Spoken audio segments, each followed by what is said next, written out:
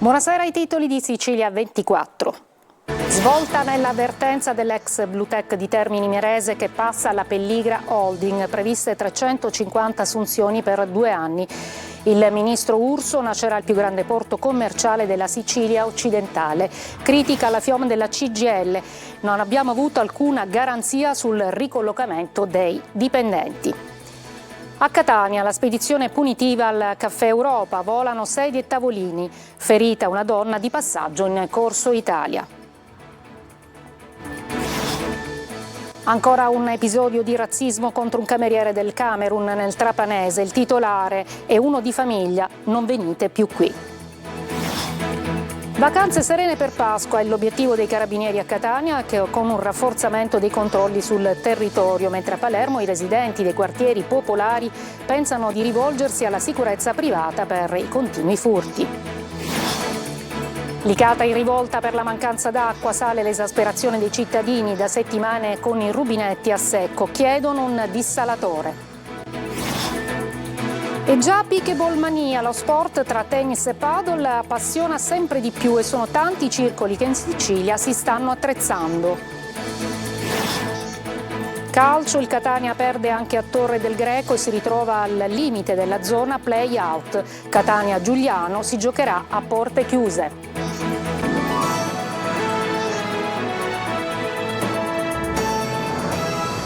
Buonasera all'area ex Fiat Bluetech di Termini Imerese, al proprietario del Catania Ross Pelligra. 350 assunzioni previste, anche un progetto di rilancio di tutta l'area industriale. Nascerà il più grande porto commerciale e logistico di tutta la Sicilia occidentale, dice il ministro Urso. Critici invece i sindacati. Sentiamo Marco Gullà. Licenziamenti, passaggi di consegne, oltre 12 anni di cassa integrazione, mai nessuna certezza, sempre in un limbo. Eppure la data di oggi potrebbe rappresentare la svolta per i lavoratori della ex Bluetech di Termini Imerese. La Pelligra Holding Italia si è aggiudicata infatti la gara di assegnazione dello stabilimento ex Fiat. In particolare i commissari hanno scelto il soggetto aggiudicatario, che è l'attuale presidente del Catania, l'australiano Ross Pelligra. Il governo nazionale, la regione e il comune di Termini Imerese, pur essendo espressione di aree politiche diverse, hanno giudicato positivamente questa proposta e lavoreranno insieme per questo polo di sviluppo di Termini Imerese. Ora seguirà la fase formale. Il piano prevede, a quanto si apprende, 350 assunzioni. Nel corso di un incontro a Roma che si è svolto al Ministero delle Imprese e del Made in Italy, il ministro Urso ha detto che si procederà a un grande progetto di rilancio di tutta l'area industriale di Termini Imerese. Insieme, porto logistico e commerciale, area industriale ex Fiat, con tutte le attività produttive, e l'interporto a fianco rappresentino davvero un nuovo, significativo modello di sviluppo per Termini Imerese e per la Sicilia, io credo per l'Italia meridionale. Un grande progetto con Pelligra che assumerebbe 350 dipendenti con garanzia di impiego per almeno i prossimi 2 anni. Adesso c'è da mettere a terra la questione che riguarda i lavoratori e le garanzie occupazionali. Oggi si compie un altro passo avanti per la riconversione dello stabilimento, ha detto invece il presidente della regione Renato Schifani, un rilancio atteso ormai da troppi anni e che richiede azioni concrete e tempestive. Non sono però del tutto soddisfatti i lavoratori dell'ex Bluetech, bisogna ancora approfondire tutti i temi della ricollocazione, dice Roberto Mastro Simone della FIOM, non abbiamo avuto nessuna garanzia in merito. Adesso a Catania, raid punitivo tra i tavoli del Caffè Europa, ferita una donna di passaggio sul Corso Italia. Sentiamo Tonino De Mana. Non proprio una rissa, ma una spedizione punitiva tra i tavolini di un bar nel Salotto Buono di Catania, dove, ad avere la peggio, è stata una donna di 29 anni colpita alla testa da un oggetto contundente mentre passeggiava sul Corso Italia. È successo ieri intorno alle 19:30 al Caffè Europa, quando un gruppetto di persone, 4-5, ha preso di mira uno dei tanti avventori. Sembra che alcuni si siano presentati incappucciati, a dimostrazione del fatto che sia stata un'azione premeditata. Dalle parole si è passati ai fatti. Bicchieri, piattini e tavolini carabini sono volati via in aria. Nella colluttazione è stata danneggiata anche una stufa esterna. Lo vedete in queste immagini postate sui social dalla pagina Facebook Catania da spettacolo. Poca voglia di parlare tra i dipendenti del noto ritrovo. Siamo nelle mani di nessuno. I ragazzi oggi sono probabilmente allo sbaraglio, però abbiamo avuto più paura più per i clienti che per altro, quindi c'erano bambini, c'erano le famiglie, quindi niente, solo questo. Scattato l'allarme sul posto, sono piombati gli agenti del commissariato centro, il cui arrivo, a sirene spiegate, ha scatenato un fuggi generale. Al vaglio ci sono alcuni filmati interni ed esterni del locale, la cui visione potrebbe fornire utili elementi agli investigatori. Sulla vicenda, al momento, non è stata sporta alcuna denuncia, neanche quella della vittima, circostanza che rende difficoltoso il lavoro delle forze dell'ordine. Episodio di razzismo in provincia di Trapani, dove alcuni clienti non hanno voluto essere serviti al tavolo da un cameriere del Camerun. Il titolare dice: è uno di famiglia, non venite più. Lorena Dolci. È arrivato un tavolo, si sono accomodati, il mio collaboratore Anza ha portato i menu al tavolo e i signori dopo un attimo si sono alzati, sono andati in reception e hanno chiesto di non essere serviti dal ragazzo di colore. Il ragazzo di colore si chiama Hamza, è arrivato dal Camerun su un barcone partito dalla Libia e da 3 anni fa parte del team dell'agriturismo, dove mai si era verificata una richiesta del genere. Il titolare, nell'immediato, e sabato sera il locale affollato di famiglie, non reagisce, ma l'indomani non riesce a tenere dentro l'indignazione e fa un post. Allora l'ho preso e ho detto: vieni qua, ho chiamato mia moglie e il caposala, abbiamo fatto la foto che insomma è girata tantissimo, ho detto: la posso pubblicare, giusto? Dico, voglio dire a tutti che tu sei uno di famiglia. Il post è seguito da una pioggia di messaggi di solidarietà e affetto nei confronti del ragazzo di colore. Un grande abbraccio per Hamza. Ed è questa la cosa importante, non 4 persone che poverini hanno bisogno di aiuto loro tanto, ma che il territorio è di un'altra pasta, che il territorio accoglie con semplicità, senza differenza. E questo è quello che manda a dire ai clienti, 2 coppie di Trapani. Non venite più da me se avete queste idee, perché non sareste trattati allo stesso modo e sareste serviti da quello che vi deve servire. Insidia l'ex moglie di un affiliato a un clan avverso a Catania e finisce picchiato davanti all'anziano genitore. Nell'operazione Locu della polizia, tra armi, droga ed efferatezza, spunta il tema del codice morale da rispettare. Sentiamo Roberta Lunghi. Non desiderare la donna d'altri, specie se ex moglie di un mafioso, e se a tentare un approccio è l'uomo di un clan rivale, perché quella donna è intoccabile. Sul terreno del possesso amoroso la mafia si appella dunque a morale, lealtà, fedeltà. Dalle carte dell'operazione della polizia di Catania Locu, che ha smantellato l'attività di spaccio nel quartiere San Cristoforo, gestito dal clan Cappello Bonaccorsi, tra i movimenti di pusher e vedette, di uomini armati e di elevato spessore criminale, spunta il tentativo di importunare la moglie appena separata di un soggetto considerato affiliato al clan Santa Paola da parte di un affiliato ai Cappello Bonaccorsi. Una tresca 2.0 tentata attraverso i social con messaggi mandati alla donna da un falso profilo. Una tentazione però scoperta dall'ex consorte in possesso delle credenziali di accesso a Facebook dell'ex moglie. Ed è qui che si agita il sentimento di punire tale arditissimo gesto. Parte un corteo di motorini di Santa Paoliani con in testa Enzo Timonieri. Accerchiano l'abitazione di Gaetano Venuto, detto Tano Mafia, arrestato nell'operazione della polizia, investendolo del problema perché sia lui a risolvere la delicata questione. Il codice d'onore è un fatto condiviso tra i clan, per cui Tano Mafia si impegna affinché l'umiliazione dell'uomo che ha osato importunare quella donna avvenga in modo plateale. E così accade proprio nell'appartamento di Tano Mafia al cospetto di Timonieri, del boss offeso e di alcuni ragazzi. Tutti assistono alle botte nei confronti di quell'uomo che non doveva importunare quella donna, a colpirlo con convinzione suo padre, considerato un personaggio rispettato all'interno del clan, ed è così che la faccenda si chiude.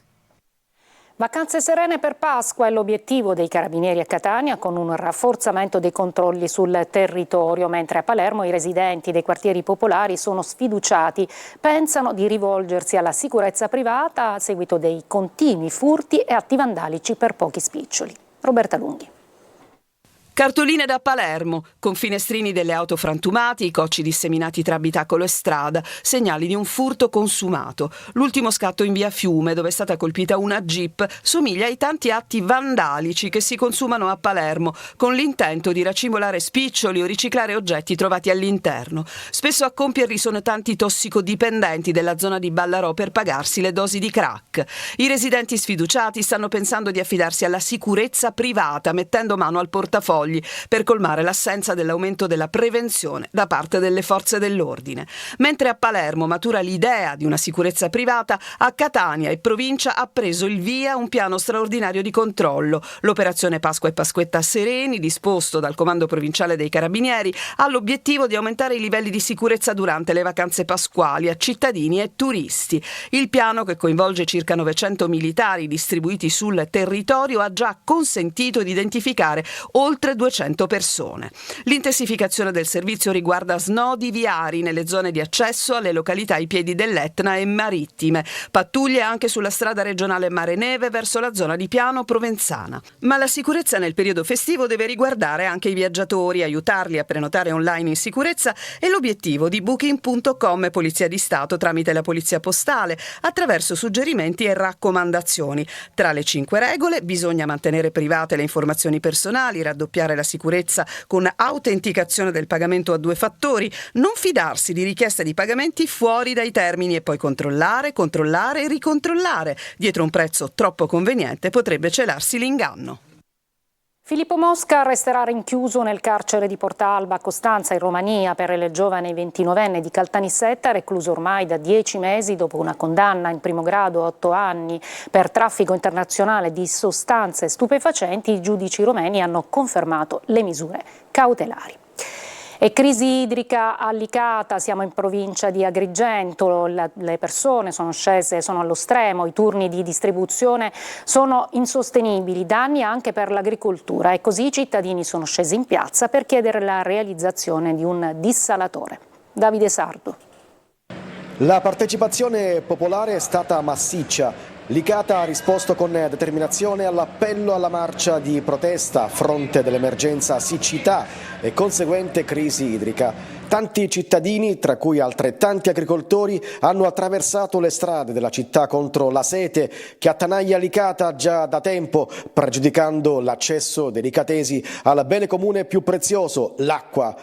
A organizzare e coordinare la manifestazione è stato il movimento Acqua Licata, che invoca l'installazione di un dissalatore al fine di utilizzare il bacino naturale più capiente del pianeta, ovvero il mare, a fini irrigui, zootecnici e potabili. Cose concrete, non chiacchiere, noi non ne vogliamo il dissalatore acqua per lavorare nelle campagne, perché Licata non l'ha avuto mai un'acqua, da nessuno le pare. Presenti alla manifestazione anche i sindaci di Licata e Palma di Montechiaro, rispettivamente Angelo Balsamo e Stefano Castellino, ed il deputato regionale già sindaco di Licata, Angelo Cambiano.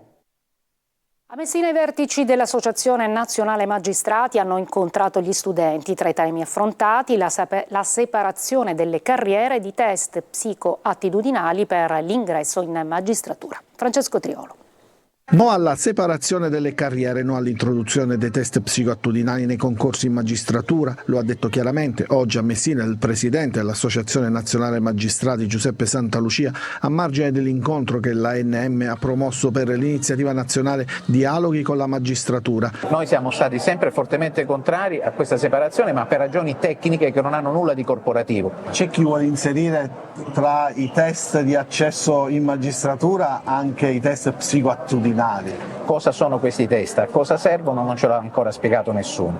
Così diventa un proclama contro i magistrati per far pensare che i magistrati hanno bisogno di essere controllati dal punto di vista psichico o psichiatrico. Diversi temi affrontati, oltre quelli che approderanno in Parlamento tra pochi giorni, si è voluto portare il mondo della magistratura vicino ai giovani e alle scuole per avvicinare l'opinione pubblica e far conoscere il mondo giudiziario, forense, per approfondire le funzioni e le prerogative. Un dialogo con la magistratura su temi d'attualità, dalla parità di genere in magistratura all'indipendenza e l'autonomia, dal diritto alla difesa alla posizione del magistrato rispetto alla legge. abbiamo cercato una modalità di comunicazione più semplice, questo non significa superficiale, ma che possa interessare e avvicinare i temi della giustizia, soprattutto i giovani, che sono quelli più interessati al tema, perché saranno quelli che, come dire, dovranno vivere la società del domani.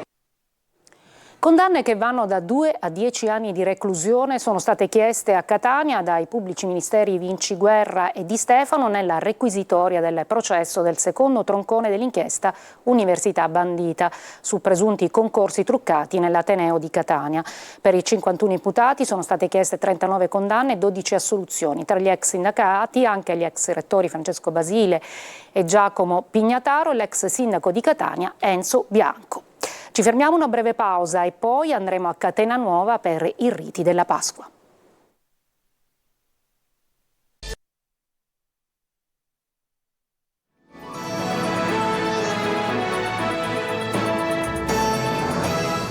Grande partecipazione alla Passione di Cristo rappresentata a Catena Nuova, ispirata all'indimenticabile Colossal Gesù di Nazareth, diretto nel 77 da Franco Zeffirelli, un crescendo di commozione e emozione tra la gente. Desiree Ferlito. Le ultime 12 ore della vita di Gesù, dall'Orto degli Ulivi all'arresto e alla condanna a morte da parte dei sacerdoti, la decisione di Ponzio Pilato, la croce trasportata per le vie di Gerusalemme fino alla crocifissione. Grande partecipazione ieri alla Passione di Cristo rappresentata a Catena Nuova per la regia di Antonietta Biondi, che da circa 20 anni si ispira all'indimenticabile Colossal Gesù di Nazareth diretto da Franco Zeffirelli nel 1977. Tutte le scene si sono svolte al campo sportivo di Catena Nuova, che per l'occasione si è trasformato in un set cinematografico. Ogni scena rappresentata è stata accompagnata da canti e da musica dal vivo. Particolarmente intenso il tradimento di Giuda, in cui è mimata la disperazione dell'Apostolo con un canto a tema. Infine la resurrezione, con effetti speciali e il Cristo apparso in alto sollevato quasi al cielo, in un crescendo di commozione e emozione tra la gente. In Sicilia è scoppiata la pickleball mania, tantissimi circoli si stanno attrezzando per far giocare tanti appassionati a questa nuova disciplina, rapido e divertente per i siciliani, quello con il pickleball, un amore a prima vista. Marco Gullà.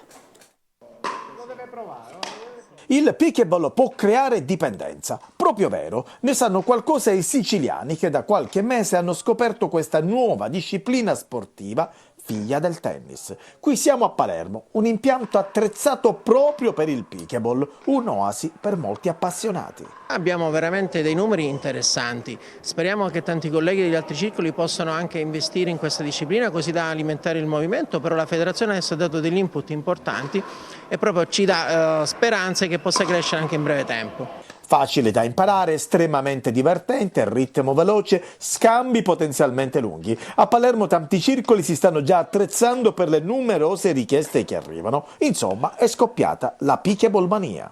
È uno sport che in America ha un successo strepitoso, ma anche in Italia sta riscuotendo un ottimo successo.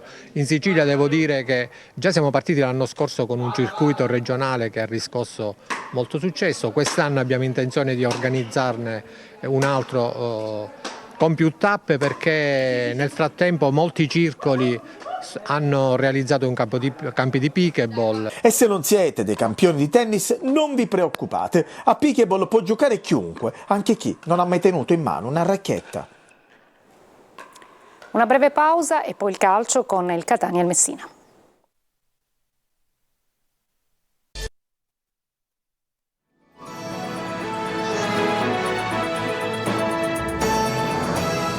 Eccoci al calcio, il Catania perde a Torre del Greco e deve guardarsi le spalle. Rosazzurri con soli 3 punti di margine sulla zona play-out. La Turris punisce con Yellow in superiorità numerica per larga parte della ripresa. La squadra di Zeoli riesce solo ad accorciare le distanze. Marco Carli. Sull'orlo di una crisi di nervi, oltre che della zona play-out. I risultati sono sotto gli occhi di tutti e spingono ad avere gli animi poco sereni. Il primo tempo del Catania Torre del Greco spiega la situazione. Ancora una volta, la squadra era consapevole, ha detto Zeoli prima della partita, della situazione a cui sarebbe andata incontro. Risposta nessuna. Iallo, indisturbato, punisce i rossazzurri 2 volte e a fronte dei soli 3 gol messi a segno nelle precedenti 26 apparizioni prima di incontrare gli etnei, contro i catanesi sembra il miglior attaccante in circolazione. Il Gambiano prima stoppa senza problemi a pochi passi dalla porta e scarica in rete l'1-0, poi approfitta della confusione etnea, recupera il possesso del pallone e sigla il 2-0 in un primo tempo rosso-azzurro da horror. I problemi sono in campo e non solo. L'importante è che anche i giocatori capiscano il momento, la delicatezza, le situazioni, capiscano tutto, poi che sono affranti, che non sono abituati a certe situazioni, queste cose non mi interessano. L'allenatore si prende le responsabilità, ma indubbiamente le domande sono tutte sulla gestione di questa stagione, sia da parte della società che della squadra. Cambiano i fattori, infatti, intesi come tecnici, direttori, giocatori, e il prodotto non cambia mai, nemmeno nella ripresa, quando l'espulsione di Cocetta regala la possibilità di riaprire l'incontro. Ci prova Cianci e poi ci riesce con l'aiuto di Peralta, ottimi i loro innesti. Ma il 2-1 non basta a cambiare il finale della gara, si può intervenire ancora invece sul finale di stagione per prendere consapevolezza e non rovinarla più di quanto già non sia. Adesso è ufficiale, Catania-Giugliano di giovedì si giocherà a porte chiuse, lo ha disposto il prefetto di Catania dopo che l'osservatorio sulle manifestazioni sportive aveva chiesto l'individuazione di adeguate misure di rigore sulla scorta di quanto successo a Padova. La vendita dei biglietti non era stata avviata in attesa della decisione del prefetto, che è arrivata appunto in giornata. Veniamo al Messina. Dopo la sconfitta contro il Foggia si è ridotto a 5 lunghezze il vantaggio della squadra sulla zona play-out. Sabato prossimo appuntamento a Castellammare di Stabia contro la capolista. Sergio Colosi. 2 pareggi e altrettante sconfitte nelle ultime 4 giornate spingono il Messina a concentrarsi sui prossimi impegni per centrare l'obiettivo della salvezza, con un vantaggio sulla quintultima che si è ridotto a 5 punti. C'è rammarico nelle parole del tecnico Giacomo Modica dopo la gara persa in casa contro il Foggia. Primo tempo bellissimo, abbiamo creato, tirato, avuto occasioni, 9 calcio d'angoli nei primi 45 minuti, abbiamo fatto una sbavatura, abbiamo preso gol, ma quello che mi disturba di più è che non riesco a giocarmi le partite normali. E ancora di più è che ogni partita regaliamo sempre qualcosa o qualcuno. Questa è la situazione che mi dà veramente grande disturbo. Poi valla a raccontare a chi non c'era che hai perso 3-0 in casa. Sabato prossimo trasferta in Campania contro la capolista Juve Stabia. Assenti gli squalificati Manette e Frisenna, espulsi sabato scorso. È tutto, io mi fermo qui, grazie per l'attenzione e buona serata.